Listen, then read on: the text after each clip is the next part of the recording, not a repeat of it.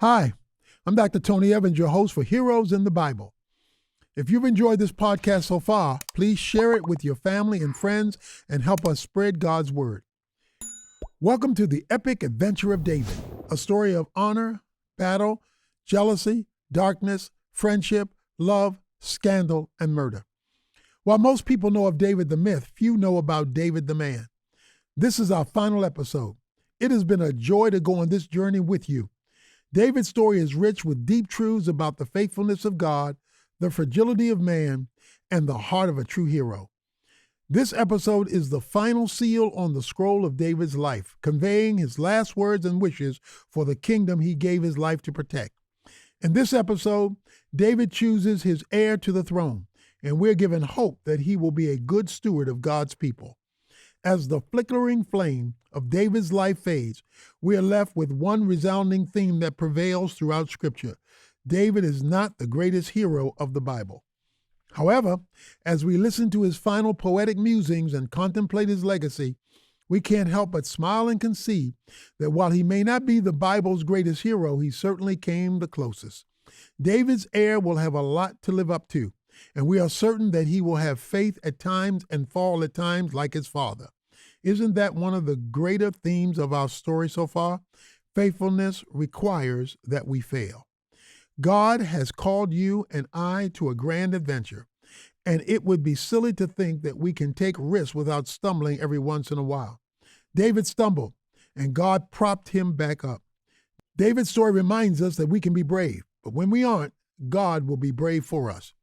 We can be wise, but when we aren't, God will be wise for us. We can be righteous, but when we aren't, God will be righteous on our behalf. God bless the story of David.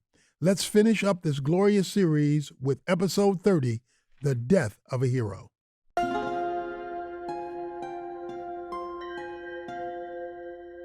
Prelude to Chapter 30.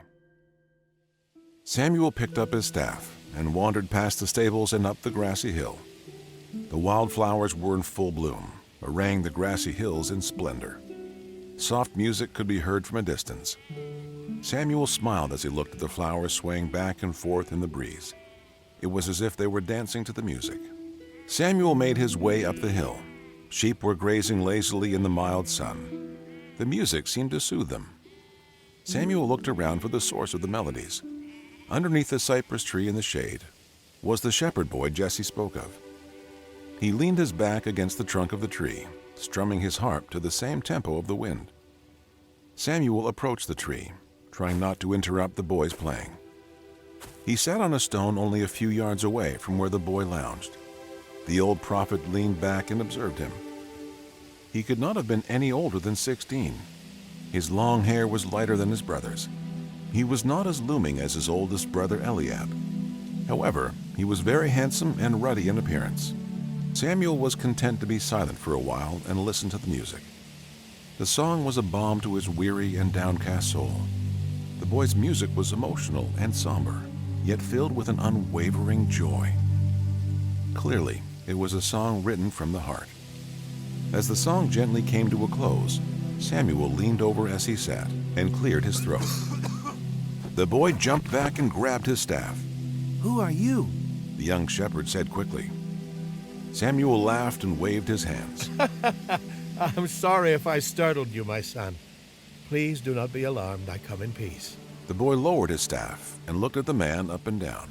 "You must be the prophet I heard about. I could hear my father clamoring to my family about you from here." The boy bowed a knee in respect. Samuel peered at the boy for a long while before speaking again.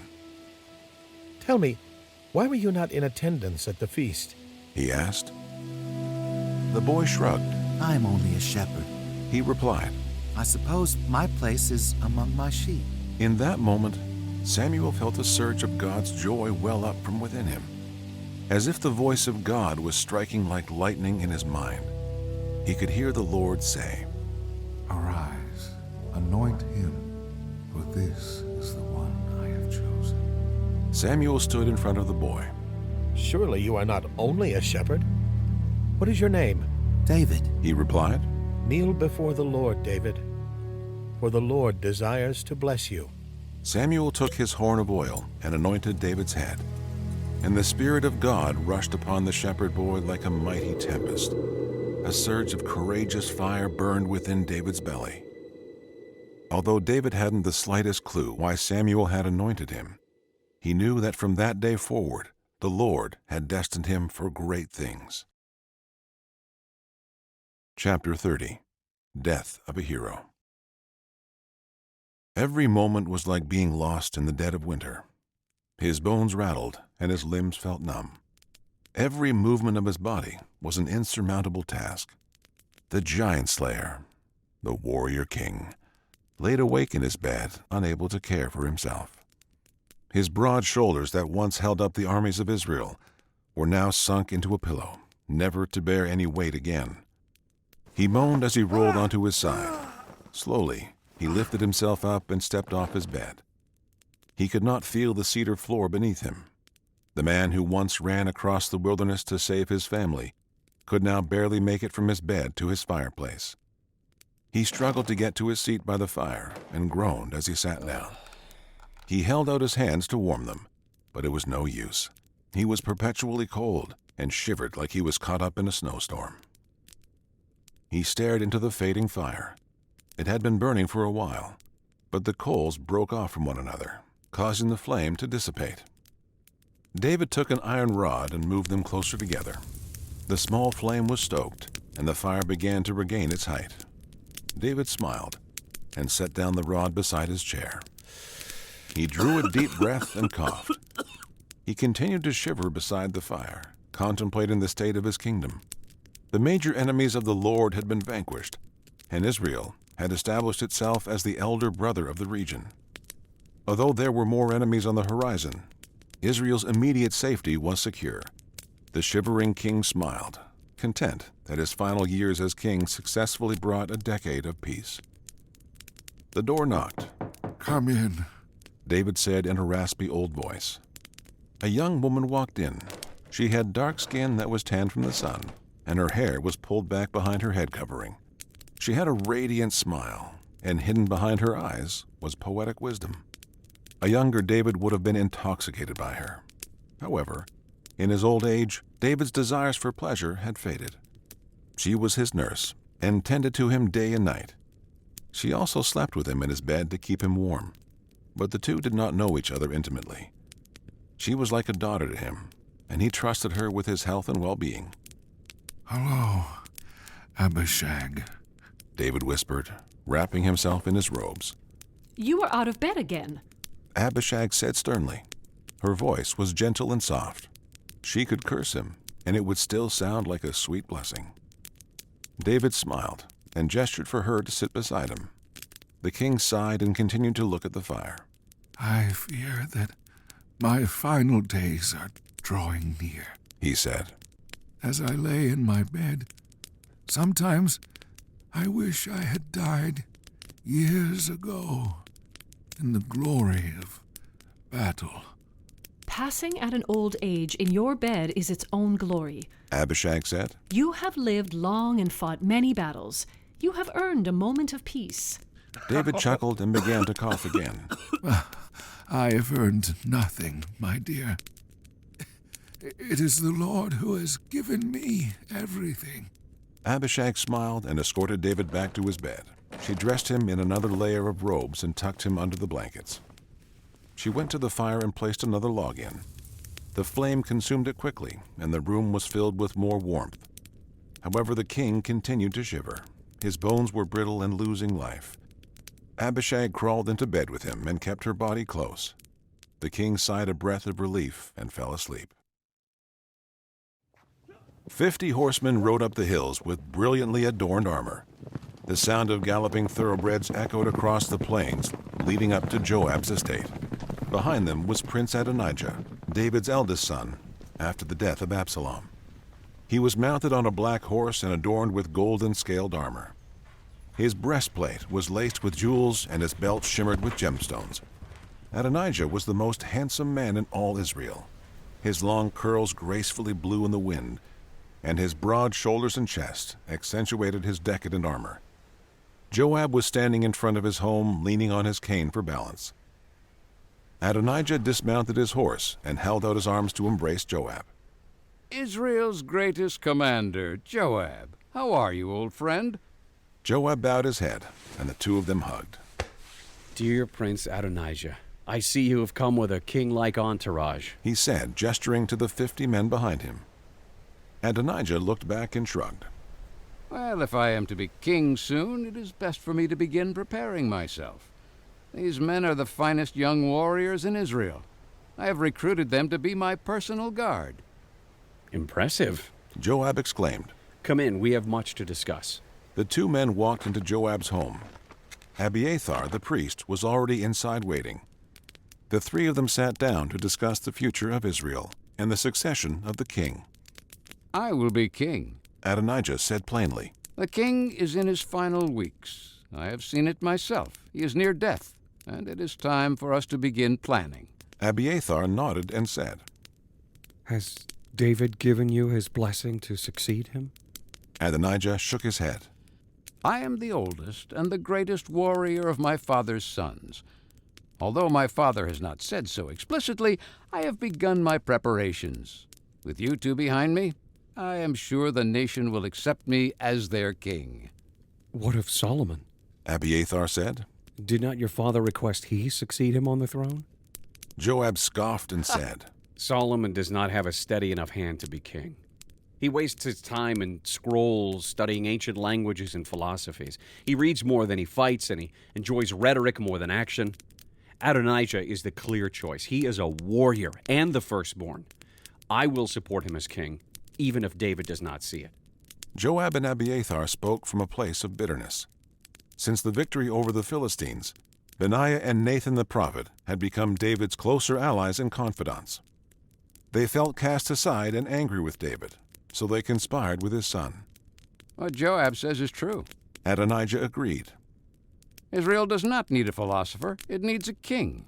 The prince placed a hand on each of them and said, You two are trusted by my father and respected by the nation. If I have you two by my side, I know I can become a great king. The three of them continued to speak about the future of Israel. They strategized, drew maps, and dreamed about a new Israel under a new rule. However, in all of their planning, they did not think once to ask David for permission. They kept him in the dark, hoping that he would die before making his preference for Solomon known. We must show the people that God favors us as well. Adonijah exclaimed, Abiathar, arrange a sacrifice for us, so that we might worship the Lord. Then we will hold a great feast for my siblings and the nobles of Israel.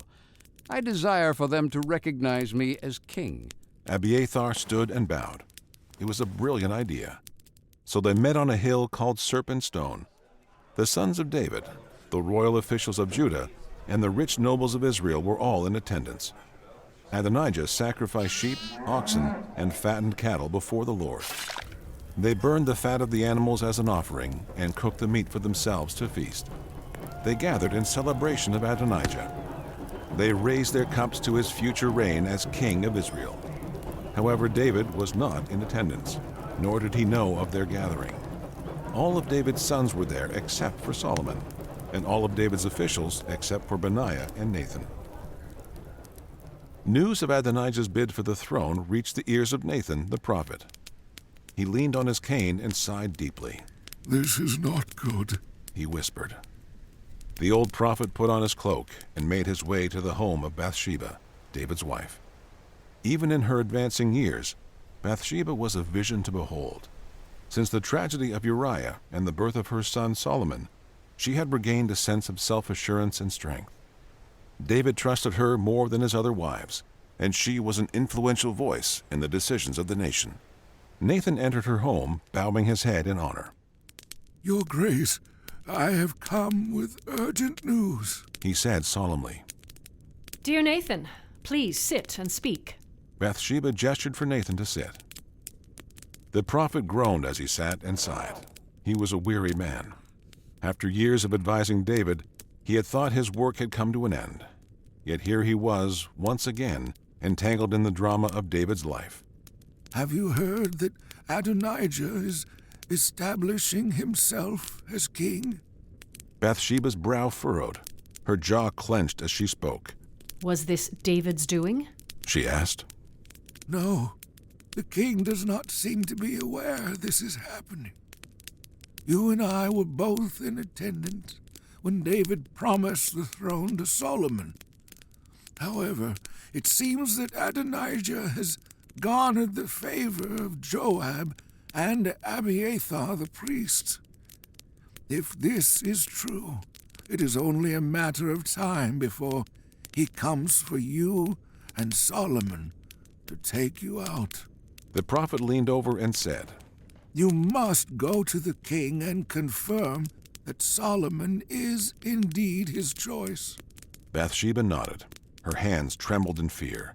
If Adonijah possessed even half the ambition as Absalom once did, her and Solomon were in grave danger. Nathan, sensing her feelings, took her hand gently. I will come with you.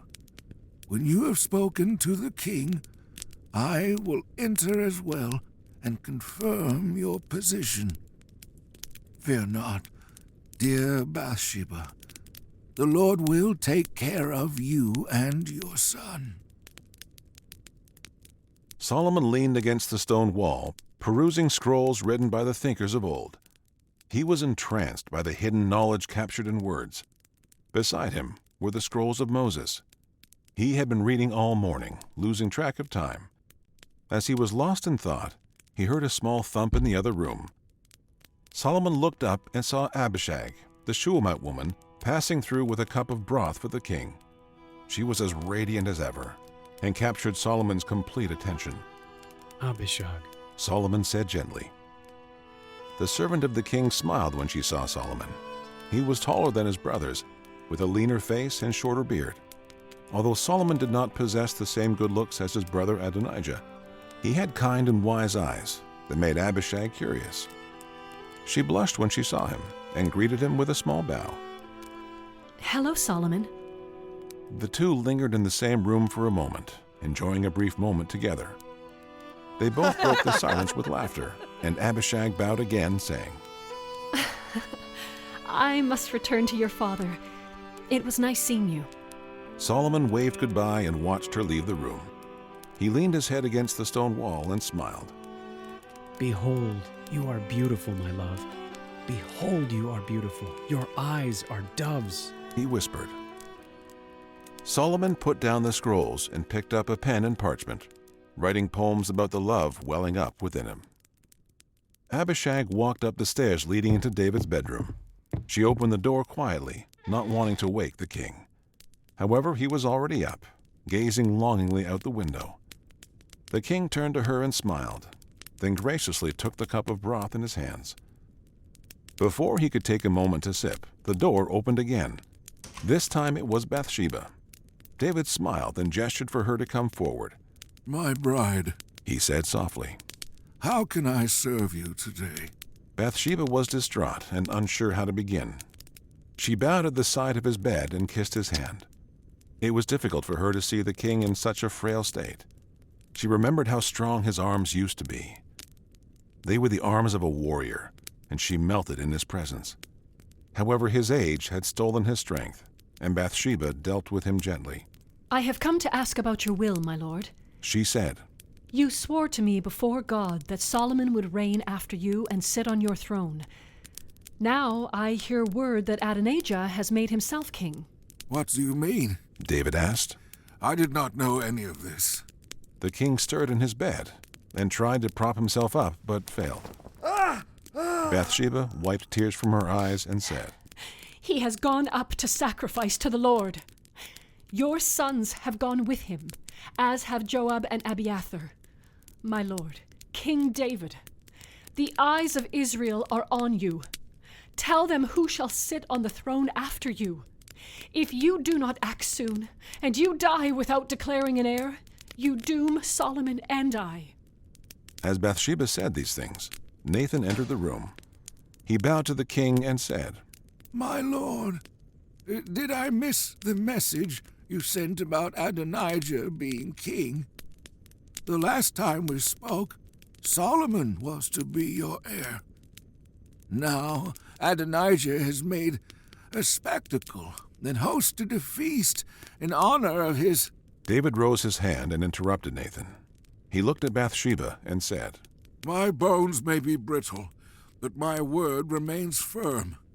As the Lord lives, who has saved my soul from the clutches of every adversary, Solomon will reign after me.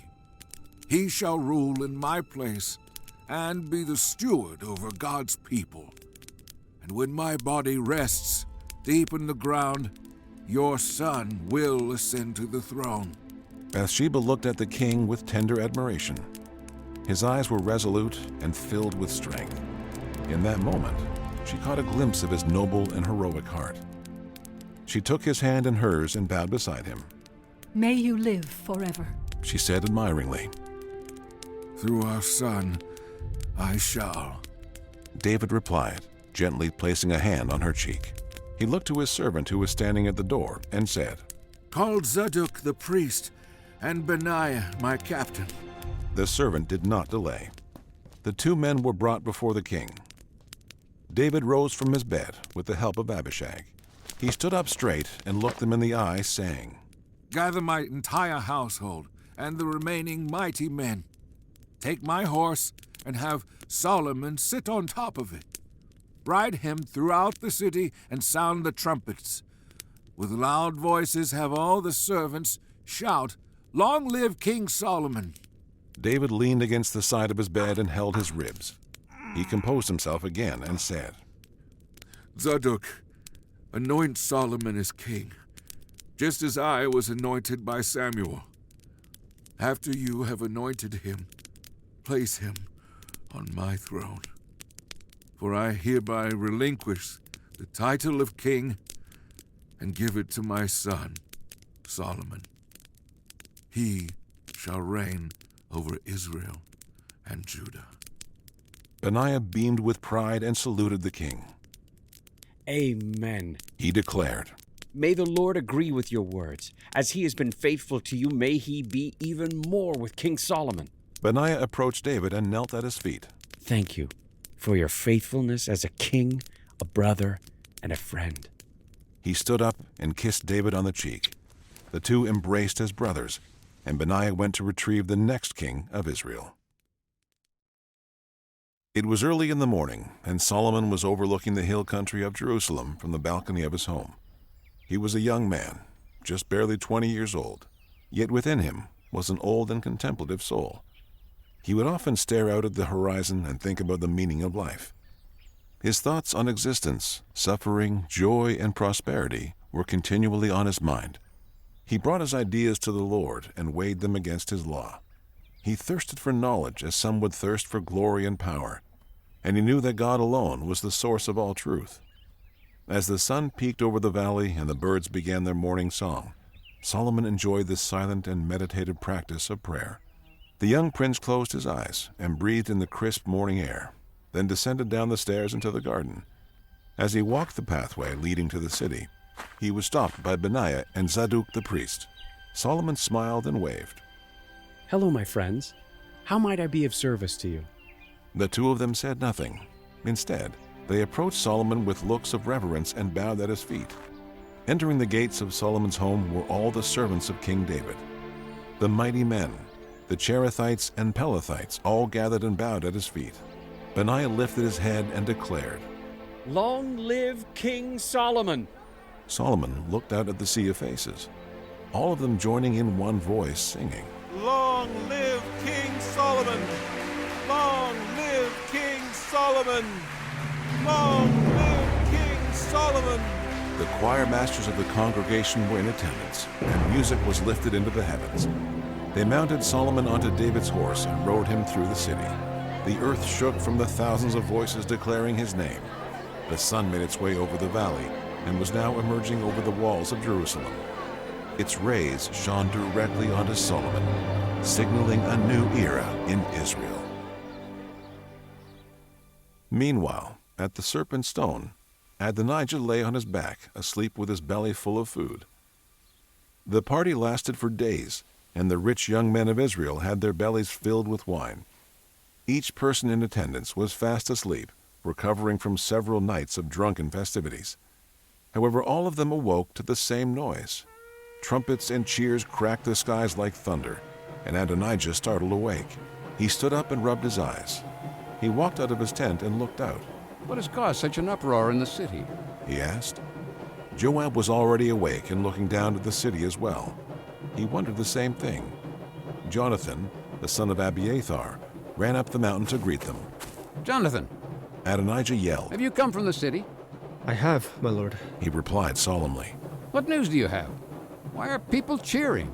The man who is to replace David has been chosen. Jonathan said. Solomon now sits on the throne. When the rest of Adonijah's guests heard what Jonathan had said, they quickly gathered their things and fled.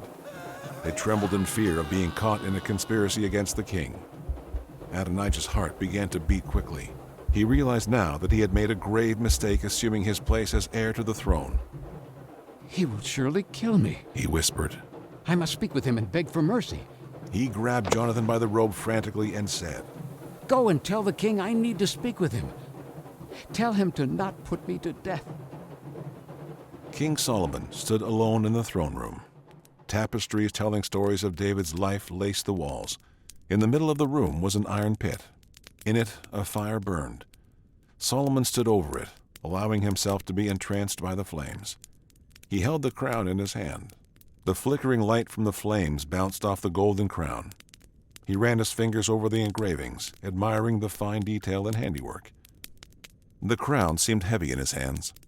He looked up at the throne and stepped forward. When he was a child, the throne of his father always seemed so large and terrifying.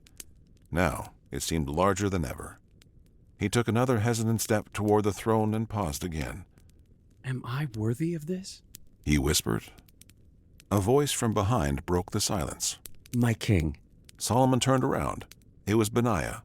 He bowed and said, Forgive my intrusion, but your brother Adonijah has sent word begging for your mercy. He requests you allow him to live, despite his pursuit of the throne. What do you say?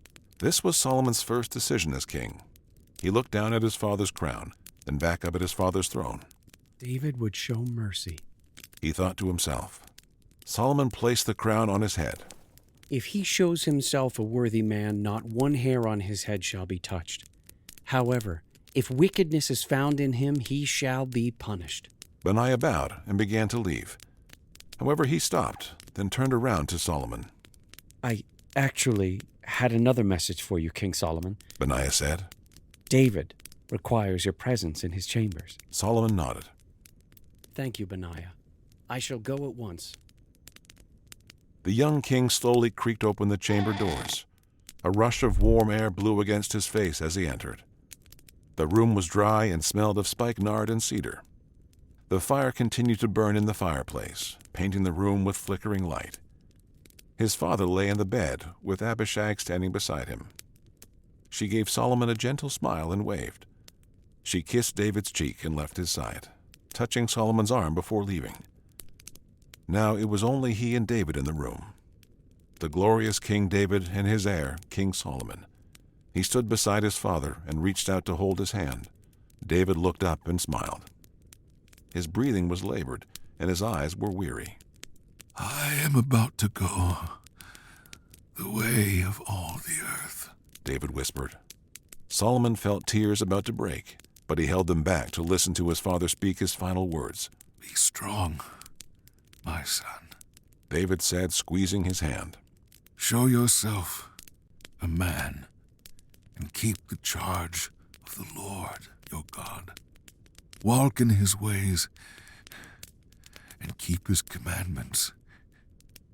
Guard your heart with his rules, his testimonies, and the law of Moses. If you keep his word close, all that you do will prosper. Wherever you go and whatever you do, God will bless you. David turned his gaze to his window and sighed. For all my triumph in life, I have also had failure. Yet God remained faithful to me.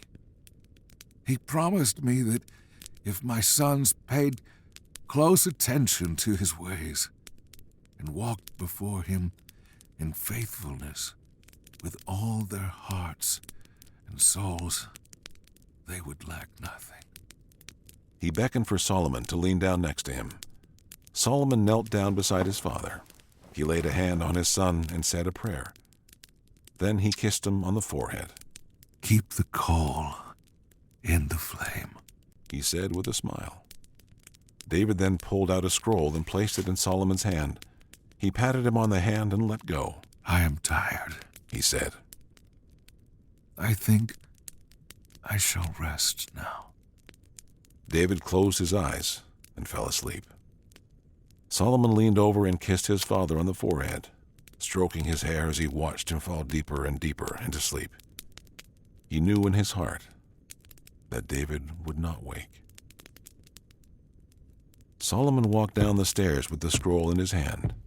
He walked into the library and sat at the desk. He held a candle close to the scroll and unraveled it. It was David's handwriting. In the scroll was a final song. The last words of David, the son of Jesse, the oracle of a man raised on high and anointed by the God of Jacob, the sweet psalmist of Israel. Solomon smiled and ran his fingers over the words and read, "The Spirit of the Lord speaks to me. His word is on my lips. The God and Rock of Israel has spoken, saying, when one rules with justice and fear of God, he dawns on the people like the morning light, like the sun shining forth on a cloudless morning, like rain that makes grass sprout on the earth. For my house stands with God. He has made me an everlasting covenant that is secure and trustworthy. Worthless men are like thorns that are thrown away, for they cannot be taken with the hand. Do not touch them, and keep your distance. For all a wicked man is good for is to be consumed with fire." Solomon leaned back in his chair and rolled up the scroll. He tucked it in his cloak and kept it close. He leaned over the desk and blew out the candle. That evening, David went to be with his forefathers. He was buried in the city of Jerusalem, his shining achievement. He never did get the chance to see Solomon build the temple. However, one day he would witness something even more glorious. He would witness the promised Messiah. A son of David would raise up a new Jerusalem and establish the perfect will of God, lasting into all eternity. One day, David would hear the trumpets of victory sound once again and be welcomed home into the loving embrace of his God. The man after God's own heart would be close to the heart of God forevermore. God's chosen hero and anointed king was a flawed and fractured image, ultimately pointing to a greater hero and a greater king. One who would be brave and never stumble. One who would be tempted and never give in. One who would feel the sting of death but rise again to conquer it. This hero was the one David hoped for. From David's seed, this hero would be born. However, he would not fight with a sling or shepherd's staff, nor would he march with a sword and shield. He would meet his enemy, bearing a cross on his shoulders, and vanquish death once and for all.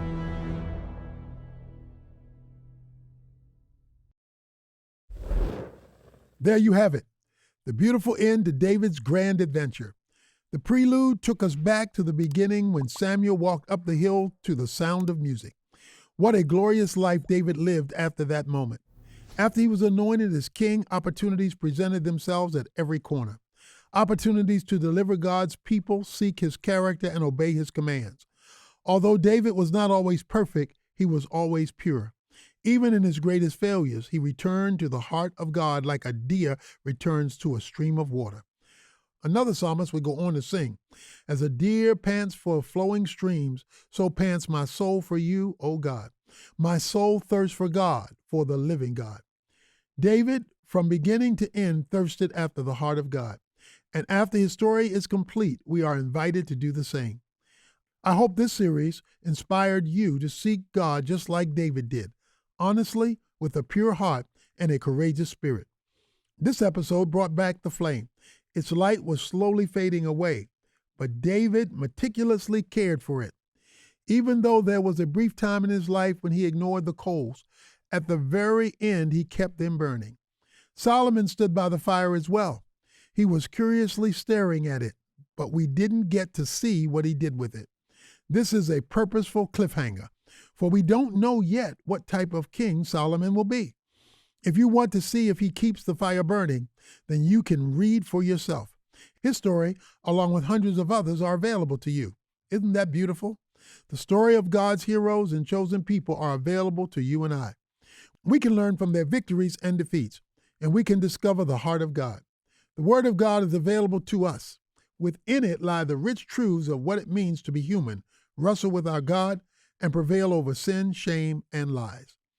Truth was an important part of this episode.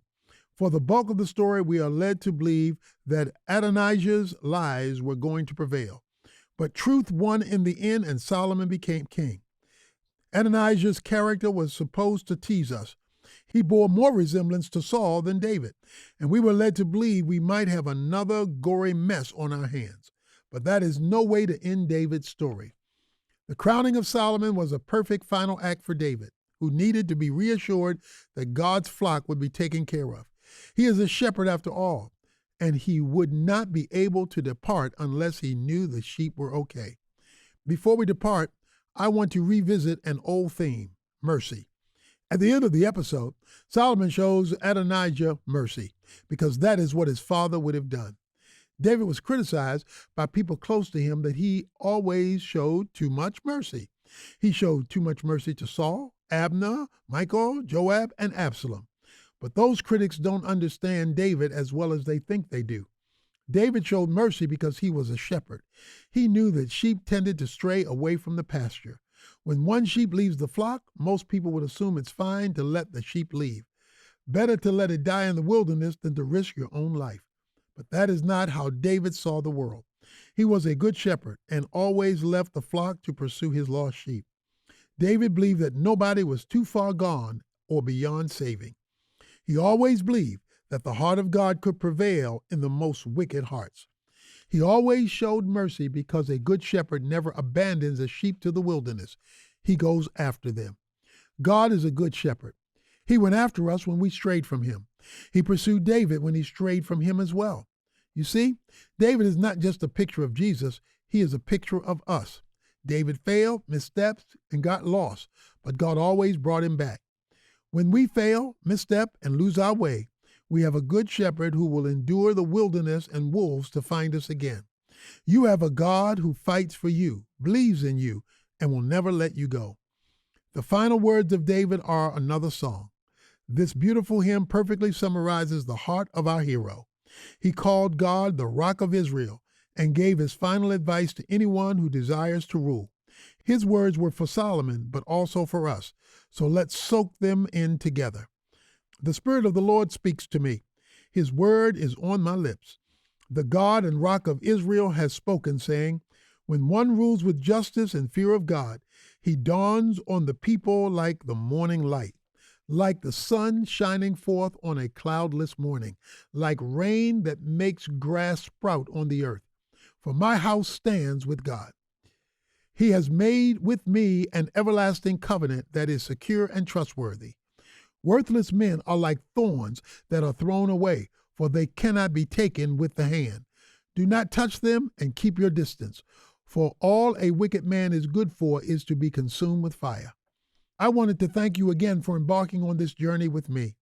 My hope is that the life of David stoked your love for Jesus, our ultimate hero.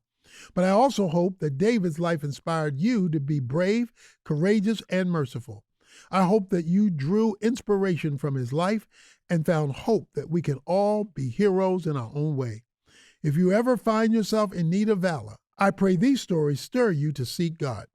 If you find yourself in need of more inspiring stories, daily prayers, and wisdom to last a lifetime, go to pray.com. Please leave a review and let us know how this series impacted your life. Follow the podcast so you get the newest release on the story of Jesus coming out soon. Thank you again, and God bless you. Hello, my name is Matthew Potter, co-founder of pray.com. I wanted to ask, do you know what your bank does with your money? At America's Christian Credit Union, your everyday banking helps grow churches, expand the reach of missions agencies, and supports fellow believers across the country. Learn more about specials for switching to ACCU and their nationwide banking capabilities at americaschristiancu.com/pray. Plus, the peace of mind knowing that this credit union is federally insured by the National Credit Union Administration.